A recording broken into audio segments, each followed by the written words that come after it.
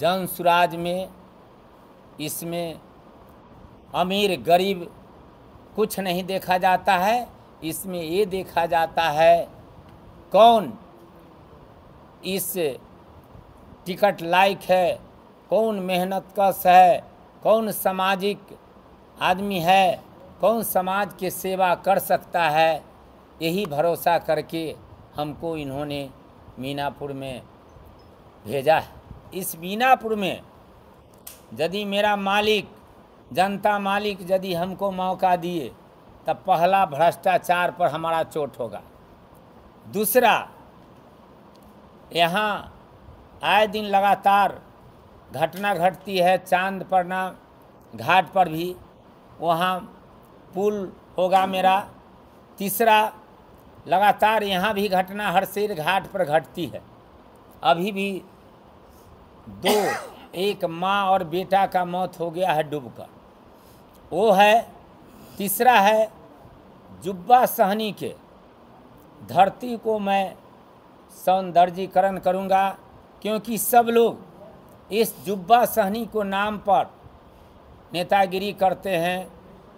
सब लोग कहते हैं जुब्बा सहनी अमर रहे, जुब्बा सहनी अमर रहे कहकर अपना उल्लू सीधा करके चले जाते हैं। और उनका जो गांव है आज जस का तस स्थिति उस गांव का बनी हुई है। तो हमारा यदि मौका मिला, मीनापुर के मालिक यदि मौका दे दिए तो जुब्बा सहनी के धरती को निश्चित तौर पर मैं चकाचक करने का काम करूंगा।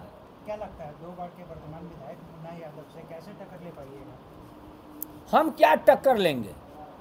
हम तो फकीर हैं। यहाँ के जनता मालिक टक्कर लेगी, हम तो कुछ नहीं हैं। हम कुछ नहीं हैं। हम तो चलेंगे आप लोग को सामने, एक नोट और एक वोट मांगेंगे अपना चलने के लिए, क्योंकि मेरा वैसा औकात नहीं है। सब लोग कहते हैं जे तेज नारायण तो मेरे सामने फतिंगा है, तो निश्चित तौर पर यानी करोड़पति के सामने फतिंगा हो सकते हैं, लेकिन मैं मालिकों के सामने जो मेरा मालिक है, मीनापुर के मालिक के सामने हम फतिंगा नहीं होंगे यदि हमारे मालिक चाहेंगे तो। और वो लोग फतिंगा हो जाएंगे हमारे मीनापुर के मालिक यदि चाहेंगे तो। मेरे जन सुराज के दरबार में टिकट नहीं बिकती है। यहाँ महारंक हो या जो हो, जो जन सुराज के काम करेगा, समाज के काम करेगा।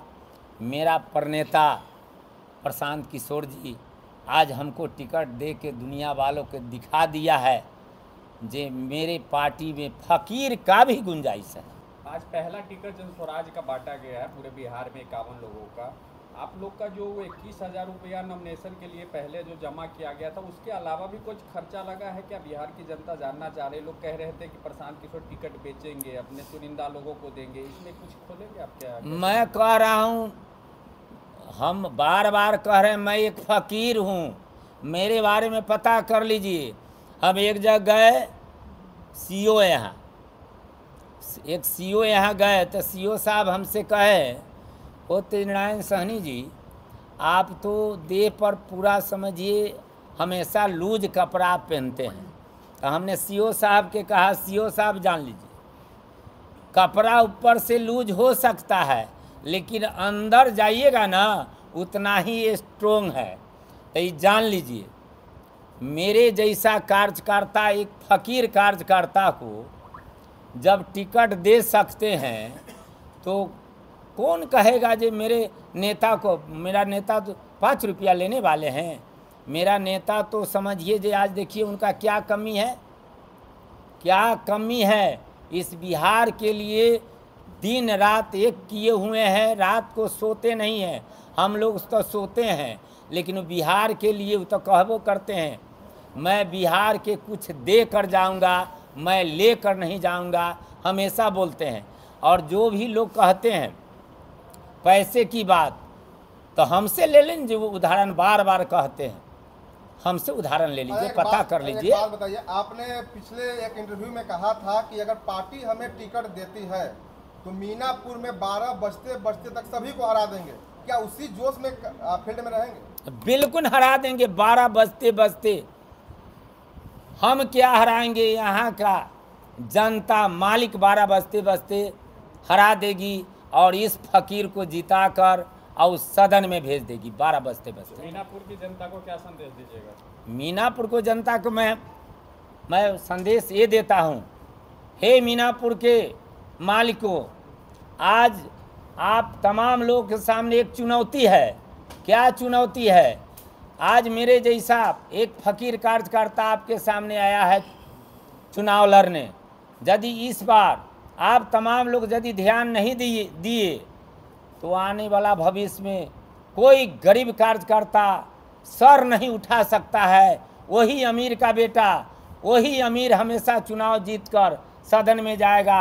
आपका गरीब का बेटा कोई कभी सोचबो नहीं करेगा चुनाव विधानसभा लड़ने के लिए, लोकसभा लड़ने के लिए। ये मैं संदेश देना चाहता हूँ और बार बार कहता हूँ, हे मालिकों, इस फकीर को आवाज़ को आप लोग निश्चित तौर पर स्वीकार कीजिए। यही मेरा कहना है।